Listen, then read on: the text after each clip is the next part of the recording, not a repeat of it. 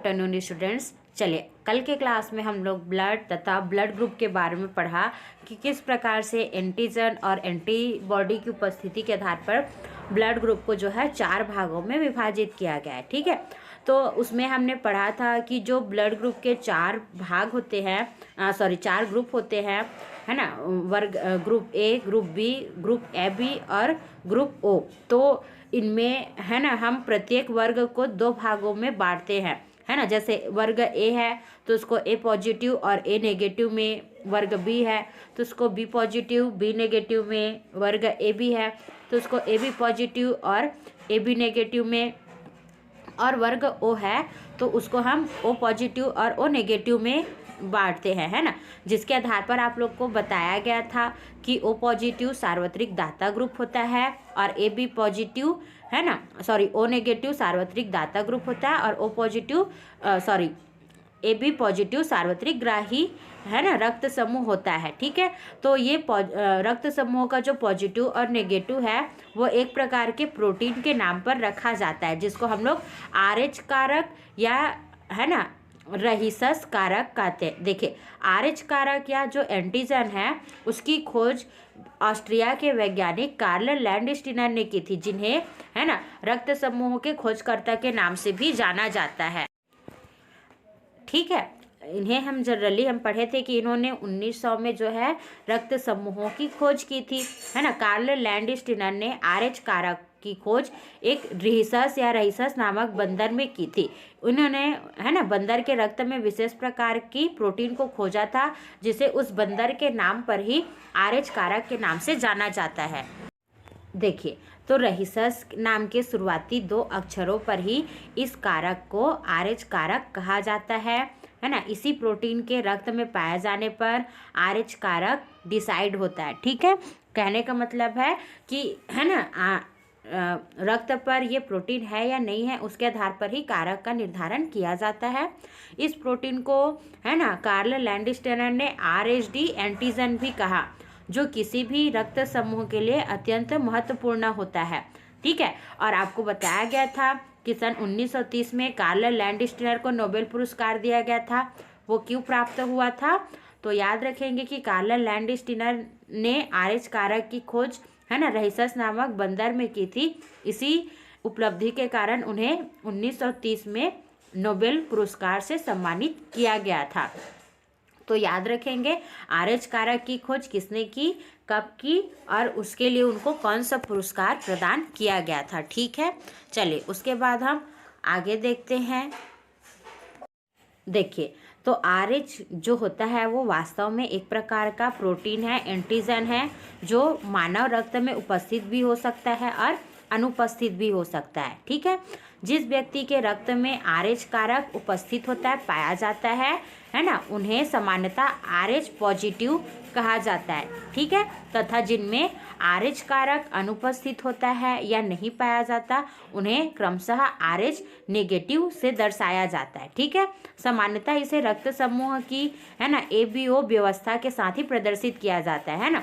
और यही कारण है कि विभिन्न रक्त समूह के साथ में, है ना, पॉजिटिव और नेगेटिव का मार्क लगा होता है। ठीक है, तो आप याद रखेंगे कि जिस रक्त समूह में RH कारक पाया जाता है उनको हम लोग RH पॉजिटिव ग्रुप बोलते हैं, और जिनमें RH, है ना, वो अनुपस्थित होता है तो उसे हम क्रमशः RH नेगेटिव ग्रुप के नाम से भी जानते हैं। ठीक है, जैसे कि मान लीजिए किसी व्यक्ति का ब्लड ग्रुप A है और उसमें RH कारक नहीं पाया जा रहा है, तो उसको हम लोग क्या बोलेंगे, है ना, रक्त समूह A नेगेटिव, मतलब ब्लड ग्रुप A नेगेटिव होगा। और मान लीजिए किसी व्यक्ति का रुधिर वर्ग B है और उसमें RH कारक पाया जा रहा है, तो उसको हम लोग बोलेंगे रुधिर वर्ग B पॉजिटिव या ब्लड ग्रुप B पॉजिटिव। ठीक है, तो इस प्रकार से डिसाइड होता है ब्लड का पॉजिटिव और नेगेटिव।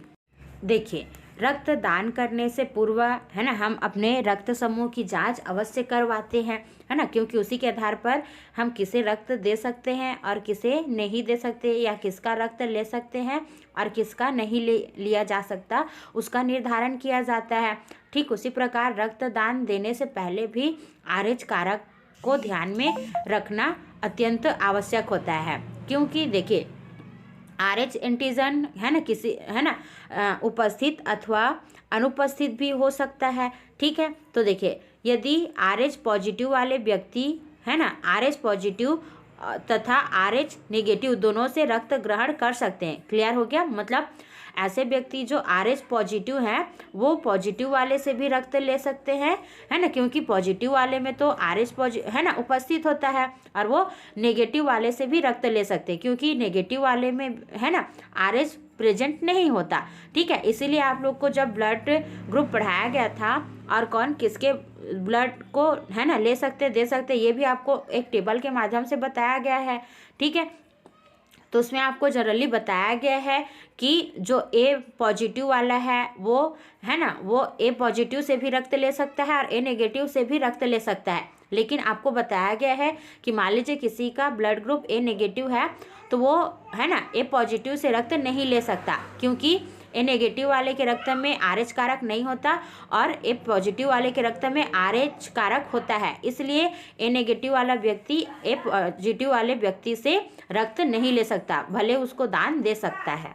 चलिए, तो यहाँ तक सभी को समझ में आया है ना। अब देखिए यहाँ पर है ना RH माइनस वाले व्यक्ति केवल है ना समान एंटीजन मतलब RH माइनस वाले व्यक्ति से ही रक्त प्राप्त कर सकता है। ठीक है, इसी के आधार पर हमने O नेगेटिव को सार्वत्रिक दाता समूह कहा और AB पॉजिटिव को सार्वत्रिक ग्राही समूह कहा। ठीक है, उसके बाद देखिए यदि RH माइनस व्यक्ति को RH प्लस का रक्त मान लीजिए चढ़ा दिया जाए तो जब हम पहली बार रक्त देते हैं है ना, मान लीजिए RH माइनस व्यक्ति को हम जब पहली बार RH प्लस का रक्त देते हैं तो इस दौरान क्या होगा, RH माइनस वाले व्यक्ति के शरीर में RH प्लस के खिलाफ एंटीबॉडी बनना शुरू हो जाएगा, लेकिन और व्यक्ति को किसी प्रकार की समस्या नहीं आती है ना। तो ये एक सामान्य होता है। लेकिन मान लीजिए हम फिर से उस RH है ना नेगेटिव वाले व्यक्ति को ठीक है क्या करते हैं RH पॉजिटिव का रक्त दें तो क्या हो जाए, मतलब एक बार चढ़ा दिए तो कोई दिक्कत नहीं, लेकिन जब दोबारा फिर से उस RH माइनस वाले व्यक्ति को RH प्लस का रक्त चढ़ा दिया जाए तो उस स्थिति में क्या होगा, व्यक्ति के शरीर में जो एंटीबॉडी बना रहता है वो क्या करेगा, उस है ना RH प्लस वाले व्यक्ति के RH कारक पर प्रतिक्रिया करेगा, जिसके कारण उस RH नेगेटिव वाले व्यक्ति की मृत्यु हो जाएगी। ठीक है, इसलिए किसी रक्त समूह का व्यक्ति किस रक्त समूह से ग्रहण कर सकता है वो आपको है ना कल के वीडियो में जो चार्ट दिखाया गया उसके माध्यम से आप उसको है ना जांच कीजिए, और आपको वैसे भी क्लास में अच्छे से एक्सप्लेन कर दिया गया है, तो इस चीज़ पर आप विशेष ध्यान रखेंगे। ठीक है, तो इस प्रकार से रक्त देना और ग्रहण करना वो RH कारक के ऊपर ही पूरी तरह से निर्भर करता है।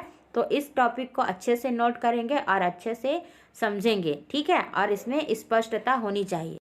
देखिए मान लीजिए किसी RH पॉजिटिव पुरुष की शादी यदि RH नेगेटिव महिला से हो जाती है तो उनके द्वारा उत्पन्न होने वाले बच्चों में RH पॉजिटिव रक्त समूह पाए जाने की संभावना सबसे ज़्यादा होती है। ठीक है, ऐसे दंपति की पहली संतान तो स्वस्थ रूप से जन्म ले लेती है, लेकिन पहली संतान के जन्म के समय है ना अब चूंकि क्या होता है RH पॉजिटिव पुरुष और RH नेगेटिव महिला के मध्य संलयन की क्रिया होती है ना, तो इसलिए पहली संतान जो होता है वो RH पॉजिटिव वाला होता है और वो स्वस्थ रूप से जन्म ले लेता है। लेकिन जैसे ही RH पॉजिटिव वाला बच्चा उस RH नेगेटिव वाले महिला के है ना गर्भाशय में आता है तो उस महिला के शरीर में उस RH पॉजिटिव मतलब RH फैक्टर के है ना कारण या RH फैक्टर के खिलाफ महिला के शरीर में एंटीबॉडी बनने लगती है। ठीक है, तो इस प्रकार उस पहले बच्चे के समय से ही महिला में है ना RH फैक्टर के खिलाफ एंटीबॉडी रहती है। इसलिए ठीक है, इसलिए भविष्य में जब आने वाली है ना अन्य संतान के लिए है ना मतलब अन्य संतान को जब जन्म देने वाली रहती है तो उस संतान की ही गर्भ में क्या हो जाती, मतलब उस महिला के गर्भ में उस संतान की जो अगली या दूसरी संतान तीसरी संतान जितने भी संतान रहते हैं है ना उनकी मृत्यु हो जाती। उसका कारण यही है कि पहले बच्चे को उत्पन्न करने के फलस्वरूप क्या हो गया था, उस महिला के शरीर में RH पॉजिटिव के खिलाफ में एंटीबॉडी बन गई थी, जो अब अगले अन्य आने वाले RH पॉजिटिव को क्या करेगी, क्रिया करती है, जिसके कारण ही अन्य संतानों की गर्भ में ही मृत्यु हो जाती है, जिसे इरिथ्रोब्लास्टोसिस फीटल्स कहते हैं।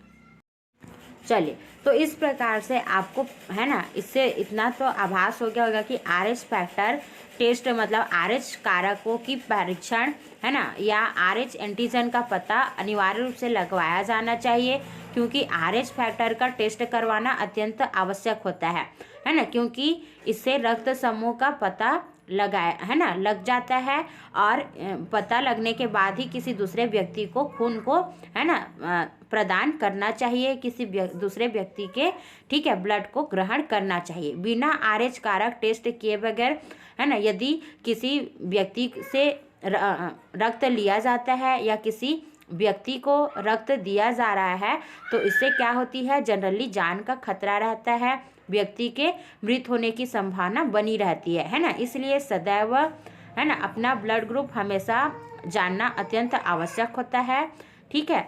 तो इस बात पर आप विशेष ध्यान रखेंगे। देखिए, गर्भधारण करने में RH कारक की भी महत्वपूर्ण भूमिका होती है, ठीक है, है ना। इसी कारण कुंडली मिलाने से ज़्यादा देखे होंगे कि है ना, शादी के समय क्या किया जाता है ना, लड़की और लड़के दोनों की कुंडलियों का मिलान किया जाता है, 36 गुणों का मिलान किया जाता है ना। तो कुंडली मिलाने से भी ज़्यादा जरूरी होता है, ठीक है, दोनों व्यक्तियों के है ना रक्त समूह की जांच करवाना, मतलब रक्त समूहों को मिलाना, ठीक है, कि किनका रक्त समूह क्या है। क्लियर हो गया सभी को, ठीक है। उसके अलावा उनके अनुवांशिक दोषों का मिलान करवाना, अन्यथा है ना इन सभी के कारण जो है वैवाहिक जीवन में ढेर सारी समस्याएं उत्पन्न हो जाती है। तो दुनिया के ज़्यादातर लोगों के ब्लड ग्रुप में RH कारक पाया जाता है, कुछ फीसदी लोग ही RH नेगेटिव होते हैं, यानी कि उनके रक्त में RH एंटीजन नहीं होता, ठीक है। तो इस कारण इस बात पर है ना विशेष ध्यान रखना आवश्यक होता है, तथा लोगों में जागरूकता लाना भी अत्यंत आवश्यक। देखिए, अभी आपको बताया गया कि यदि किसी RH है ना नेगेटिव महिला की शादी RH पॉजिटिव पुरुष के साथ हो जाता है, तो फिर गर्भावस्था में समस्याएं आती है। तो देखिए, RH गर्भावस्था में RH कंपैटिबिलिटी क्या है, मतलब वही समस्या का उत्पन्न होना। तो अभी आपको बताया गया कि RH नेगेटिव माता और RH पॉजिटिव बच्चे का खून गर्भ में संपर्क में है ना, अब चूंकि गर्भाशय में बच्चा रहता है, तो माता का ब्लड और बच्चे का ब्लड तो एक दूसरे के संपर्क में आएगा ही। तो इस स्थिति में फिर क्या होता है, माता के शरीर के अंदर उस RH पॉजिटिव के लिए एंटीबॉडी बनने लगता है ना। अब इससे क्या होता है, तो इससे बच्चे की लाल रक्त कोशिकाओं को है ना नुकसान होता है। क्लियर हो गया, मतलब माता के शरीर में RH पॉजिटिव के खिलाफ यदि एंटीबॉडी बन रहा है, तो फिर बच्चे की लाल रक्त कोशिकाएं को नुकसान भी पहुंच सकती है ना। तो इस कारण बच्चे में क्या हो सकता है, RBC की संख्याओं में कमी हो सकती है, जिसके कारण बच्चे को एनीमिया हो सकता है। एनीमिया मतलब है ना खून की कमी, ठीक है, खून की कमी होने की बीमारी को ही एनीमिया के नाम से जाना जाता है। समझ में आई सबको। तो इस कारण से है ना एंटीबॉडी बनने के कारण से बच्चे की लाल रक्त कणिकाओं की संख्या में कमी हो सकती है, जिससे बच्चे को एनीमिया रोग भी हो सकता है। तो इसलिए अब चूंकि यदि गर्भस्थ शिशु में खून की कमी है, तो फिर उसमें है ना बच्चा बिल्कुल वीक होता है, कमजोर होता है, एनीमिया रोग से ग्रसित होता है। तो इन सभी समस्याओं को रोकने के लिए क्या किया जाता है, गर्भवती महिलाओं को RH इम्यून ग्लोब्यूलिन का इंजेक्शन लगाया जाता है, ठीक है। ये RH इम्यून ग्लोब्यूलिन इस है ना जो प्रोटीन होता है, वो महिला में RH पॉजिटिव के खिलाफ एंटीबॉडी बनने की क्रिया को रोक देता है, जिसके कारण बच्चा जो होता है वो स्वस्थ पैदा होता है। तो इन सभी चीज़ों को याद रखेंगे और इस प्रकार हमारा RH कारक समाप्त।